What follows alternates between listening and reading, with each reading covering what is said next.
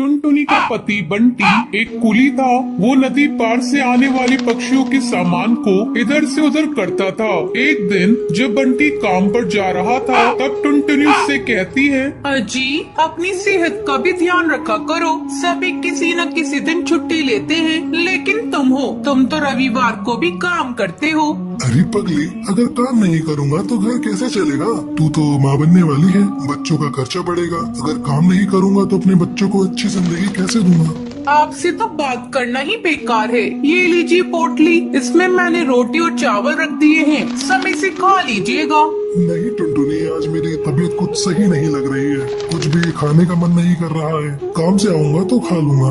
बंटी बिना खाना लिए काम पर चला जाता है। टुनटुनी को क्या पता था कि बंटी से उसकी ये मुलाकात आखिरी थी। उधर बंटी बेहोश होकर बहती नदी में गिर जाता है और वहीं डूबकर मर जाता है। टुनटुनी भागी भागी अस्पताल जाती है।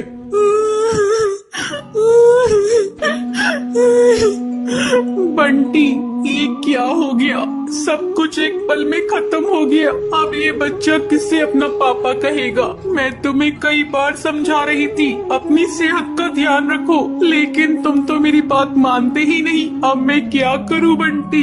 समय तेजी से पंख लगाकर उड़ने लगता है। टुनटुनी एक बच्ची को जन्म देती है। एक दिन टुनटुनी के पास डाकिया एक खत लेकर आता है।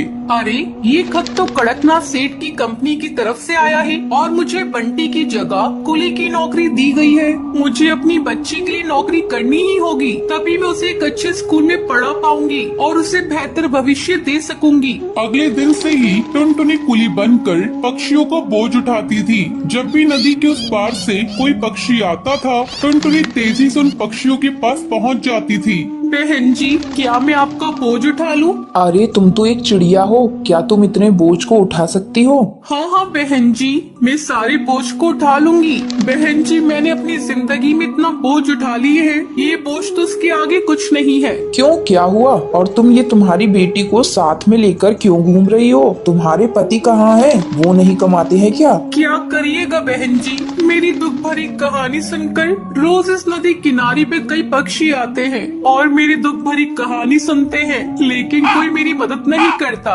अरे तुम मुझे तो बताओ, मैं तुम्हारी जरूर मदद करूंगी। क्या बताऊं बहन जी, मेरे पति की मौत इसी नदी में डूबकर हो गई थी। उसके बाद से मैं यहाँ कुली की नौकरी कर रही हूँ। देखो टुनटुनी, जब तुम्हारी बेटी थोड़ी बड़ी हो जाएगी तो उसको मेरे स्कूल में डाल देना। मैं उसे पढ़ा लिखा कर एक अफसर बनाऊंगी। मैं तुम्हें अपना पता दे देती हूँ। वो बुलबुल चिड़िया टुनटुनी को अपना पता दे देती है। इसी तरह कई साल गुजर जाते हैं। एक दिन जब टुनटुनी अपना घर साफ कर रही थी, तभी उसे उस बुलबुल का दिया हुआ पता मिलता है। अरे ये पता तो वही है जो मैडम जी ने मुझे नदी किनारे पर दिया था। मैं तो बिल्कुल भूल ही गई थी। अब मैं अपनी बेटी को लेकर मैडम जी के स्कूल में जाऊंगी और उसे वहाँ पढ़ाऊंगी। टुनटुनी अपनी बेटी को लेकर उस पते पर पहुंचती है। आओ आओ टुनटुनी, बहुत दिन हो गए तुमसे मिले। मैडम जी, ये देखिए, मैं अपनी बेटी को अपने साथ लेकर आई हूँ। मैं चाहती हूँ ये पढ़ लिख कर एक अफसर बन जाए, इससे मेरी तरह जीवन में संघर्ष न करना पड़े।